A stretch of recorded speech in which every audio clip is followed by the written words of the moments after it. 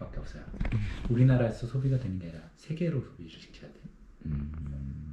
이게 거짓말처럼 그 생각을 했었어요. 단감이 소비가 되려면 명동 같은 곳에서 사람들이 단감이 희한한 과일이다. 우리 이게 한국적인 과일인데 가장 한국적이라서 한국을 느낄 수 있는 과일로서 어떤 프로그램한테서 소개가 되는 거죠.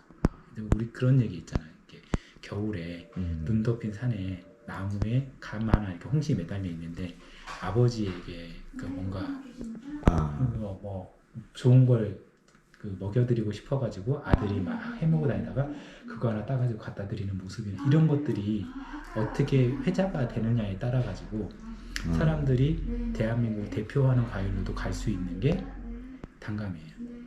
단감이나 감.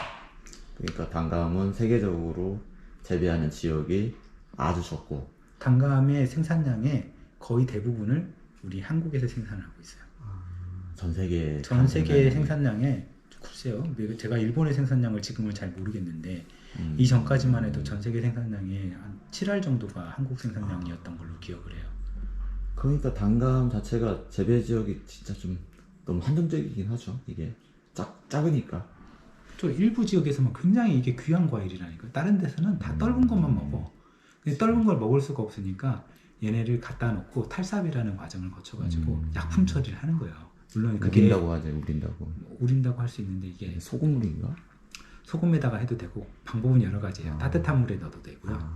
맞아. 옛날엔 따뜻한 물에다가 네. 넣어가지고 따뜻한 물에 담그는 방법도 있고 어떤 곳에서는 소금물에다가 그 오븐에다가 구우면 또 그렇게 탈삽이 되기도 하고 그다음에 우리 에틸렌가스라고 들어보셨죠? 우리 사과에서 많이 나오는 거. 사과에서 많이 나오는 그 에틸렌가스가 자연스럽게 탈삽을 일으키게 하는 가스거든요. 그럼 뭐 지구상에 누가 어디서나 존재하는 가스니까 그걸 이제 에틸렌가스가 나오게 하는 물질을 그 상자 속에 동봉해가지고 보내서 받는 사람은 청도 반시 뭐 이런 게 청도 반시도 그렇게 했었죠. 근데 청도 반시가 예전에 에틸렌가스를 직접 만드는 이런 그것만 쓴 게 아니라 사실은 좀 유해한 게 같이 나오는 그런 것 때문에 이제 카바이트 때는 문제가 됐었죠. 문제가 좀 나중에 됐었죠. 그게 2000년대 초반 뭐 1990년대 뭐 후반에 뭐 그렇게 됐었던 건데 근데 그게 가장 일반적인 방법이에요. 그러니까 우리 샤론 단감이라고 해가지고 이스라엘에서 이제 생산하는 단감이 세계적으로 가장 많이 유통이 되고 있어요. 근데 거기에서는 이미 탈삽을 진행시키기 전에 이제 떫은 감을 따가지고 포장을 해가지고 보내면 받는 사람은 단감을 받는 거예요. 근데 한국은 나무에서 딸 때부터 단감이에요. 굉장히 희한한 종류예요 이게. 부유는 지금 일본 품종이잖아요. 이제 품종을 어디서 유래했냐를 나누기는 아닌가? 다 일본에서 왔다고 볼 수 있죠. 그렇죠. 예. 단감이라는 것 종류 자체가 한국에는 약 60여 이상의 감이 품종적으로 굉장히 다양하게 존재하고 있었는데 대부분은 떫은 감이에요. 떫은 감은 워낙 종류가 많죠. 떫은 감 종류가 많고 자가 교합성이 강해가지고 여러 종류들이 합쳐가지고 새로운 종류가 잘 나오거든요. 그러니까 우리 지금 단감도 지금 종류가 꽤 되잖아요. 한 6종? 단감 종류 헤아릴 수가 없죠. 사실은.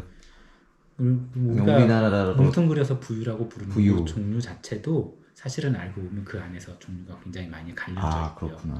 네.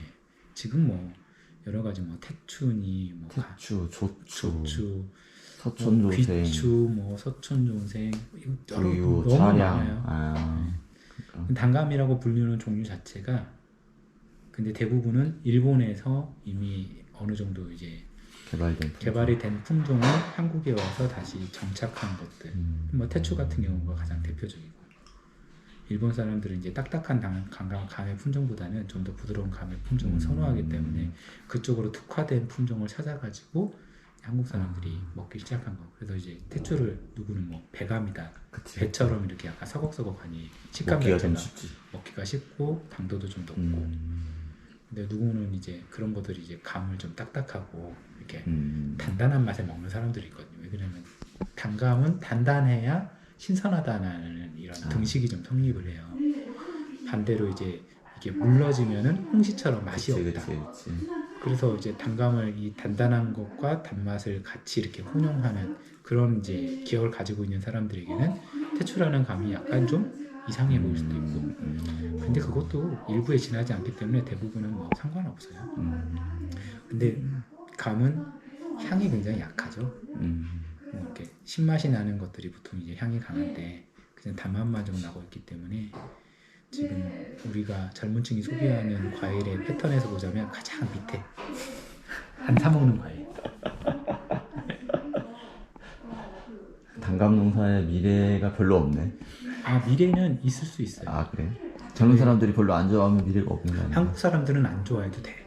아 외국에 수출하는 근데 거야? 이제 이게 외국에 수출할 수 있는 가능성이 많은 종류긴 해요. 네. 특히 뭐 우리 지금 이상한 얘기지만 인도네시아 같은 곳에서 우리 한국의 단감을 굉장히 많이 소비를 해요. 이상하죠.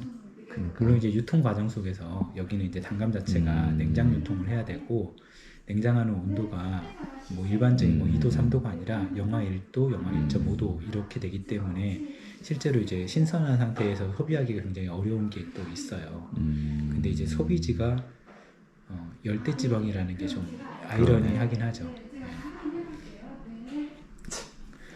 말레이시아에서 단감을 수입을 많이 하는구나. 말레이시아, 인도네시아 인도네시아. 이런 곳에서 소비가 되고 있고요. 그다음에 일부 이제 한인들이 거주하고 있는 LA라든지 아니면 캐나다 이런 쪽으로 좀 가고 있는 걸로 알고 있고. 근데 그 수출량은 많지는 않아요. 그러니까. 근데 이제 우리가 이제 한류 콘텐츠들이 이 어느 쪽으로 어떻게 영향을 미칠지 알 수가 없거든요. BTS가 단감을 좋아하면 엄청 팔릴 건데. 뭐 그럴 수도 있고요. 우리 보세요. 우리가 이제 우리 그 설탕 뽑기, 달고나 같은 경우도 우리가 지금 소비하는 게 아니었고 다 사장돼가는 그런 그 문화라고 해야 되나, 음식이라고 해야 되나, 뭐 이런 거였는데 어떤 한 곳에서 뜻하지 않는 오징어 게임에서 나오면서 이제 그렇게 됐던 것처럼 예전에 우리 매실도 약간 그랬거든요. 먹는 과일이 아니었는데 갑자기 어떤 컨텐츠 안에서 매실이 좀 다른 식으로 이제 사람들에게 인식되면서 하나의 붐이 일어났고, 근데 예전에는 그런 것들이 하나의 붐이 한 국가, 우리나라 안에서만 이렇게 근데 이제 소비되고 했었죠. 얼마 전에 내가 이제 그 단감 농장에 갔는데 이제 한 40년 농사 지셨다고 하더라고.